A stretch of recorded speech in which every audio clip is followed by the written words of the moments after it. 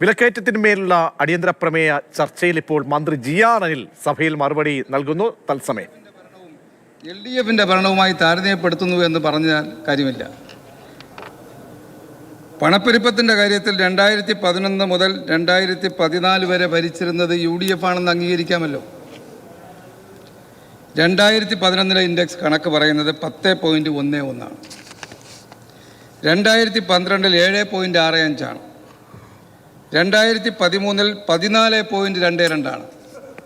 2014 9.13 ആണ്. അപ്പോൾ ഈ കണക്ക് മാറിയും പല രൂപത്തിലേക്ക് മാറ്റങ്ങൾ വരാം.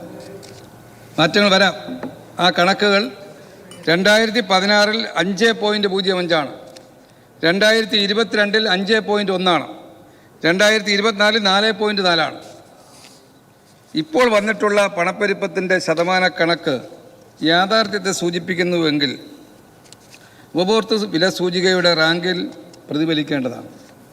2020-21 മുതൽ 2023-24 വരെ എടുത്താൽ രാജ്യത്തെ 21 പ്രധാന സംസ്ഥാനങ്ങളിൽ 14നും 17നും ഇടയ്ക്കാണ് കേരളത്തിൻ്റെ റാങ്ക്. അതല്ലേ രേഖ നിങ്ങൾക്ക് പരിശോധിക്കാം. കാർഷിക വ്യവസായ പ്രധാനങ്ങളായ നമ്മുടെ മറ്റ് സംസ്ഥാനങ്ങളുണ്ടല്ലോ, ആ സംസ്ഥാനങ്ങൾ ഈ റാങ്കിൽ നമുക്ക് മുകളിലാണ്. അതാണ് കണക്കുകൾ കാണുന്നത്. അപ്പോൾ അതുകൊണ്ട് ചില മാറ്റങ്ങൾ ഉണ്ടാകാം. അതെങ്ങനെയാണ് കണക്കാക്കുന്നത്? ഇവിടെ ചർച്ച നന്നായി നടന്നു. ചില അംഗങ്ങൾ അതിനെ സംബന്ധിച്ച് കൂടുതൽ വിശദീകരിച്ചുകൊണ്ട് ഞാൻ വിശദമായി പറഞ്ഞു പോകുന്നില്ല. 2025 ഏപ്രിൽ, ജൂൺ, ജൂലൈ മാസങ്ങളിലെ ഭക്ഷണ പാനീയങ്ങൾ എന്ന വിഭാഗത്തിൽ ഉണ്ടായിട്ടുള്ള വില വർധനവ് ഇതിൽ പ്രധാനമാണ്. സർ, ഇതിൽ ഭക്ഷണപാനീയങ്ങൾക്ക് 46% വെയിറ്റേജ് കൊടുത്തിരിക്കുന്നത്. കേരളത്തിൽ ഈ കാലയളവിൽ ഇറച്ചി, മുട്ട, മീൻ, പാൽ, പഞ്ചസാര ഇതിനൊന്നും വില കൂടിയിട്ടില്ല. പച്ചക്കറിക്കും പയർവർഗ്ഗങ്ങൾക്കും സുഗന്ധവ്യഞ്ജനങ്ങൾക്കും വില കുറയുകയാണ് ചെയ്തത്.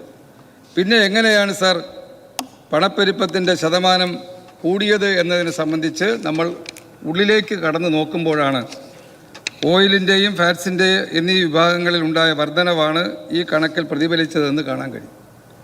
നാളികേരത്തിൻ്റെ ഉൽപ്പാദനത്തിലെ കുറവും ഉപഭോഗത്തിലെ കൂടുതലുമാണ് കേരളത്തെ ഈ കണക്കിൽ ഉയർന്ന പണപ്പെരുപ്പ ശതമാനത്തിലേക്ക് എത്തിച്ചതെന്നാണ് ഞാൻ മനസ്സിലാക്കുന്നത്. മറ്റൊന്ന് പലവക ചരക്കുകൾ എന്ന ഇനത്തിൽ ഉണ്ടായിട്ടുള്ള വർധനവാണ്. ഇത് ദേശീയ തലത്തിൽ 28%, കേരളത്തിൽ 38.5 തൊട്ട് 42.5% വരെയാണ്. എന്താണ് ഇതിന് കാരണം? ഈ ഇനത്തിൽ വരുന്നത് house hold goods and services, ആരോഗ്യം, വിദ്യാഭ്യാസം, transport and communication, personal care എന്നിവയൊക്കെയാണ്. വിദ്യാഭ്യാസ ആരോഗ്യ ചെലവിൽ ഒന്നും ഇപ്പോൾ പെട്ടെന്നൊരു വർധനവും ഉണ്ടായിട്ടില്ല. പിന്നെ ഈ ശതമാന കണക്ക് കൂടിയത് സ്വർണ്ണാഭരണങ്ങൾ, ഇവിടെ നേരത്തെ സൂചിപ്പിച്ചല്ലോ, സ്വർണ്ണാഭരണങ്ങൾ, വെള്ളി, രത്നങ്ങൾ, മുത്തുകൾ, കുട, സിഗരറ്റ്, സോപ്പ്, പേസ്റ്റ്, ഇങ്ങനെ തുടങ്ങിയ വിവിധ ഉൽപ്പന്നങ്ങളുണ്ട്. ഇതിലുണ്ടായിട്ടുള്ള മാറ്റവും നമുക്ക് ഈ ഇൻഡെക്സിൽ മാറ്റം വന്നിട്ടുണ്ടാകും എന്നതാണ് അത് കണക്കുകൾ വെച്ച് പരിശോധിക്കുമ്പോൾ നോക്കാൻ കഴിയുന്നത്.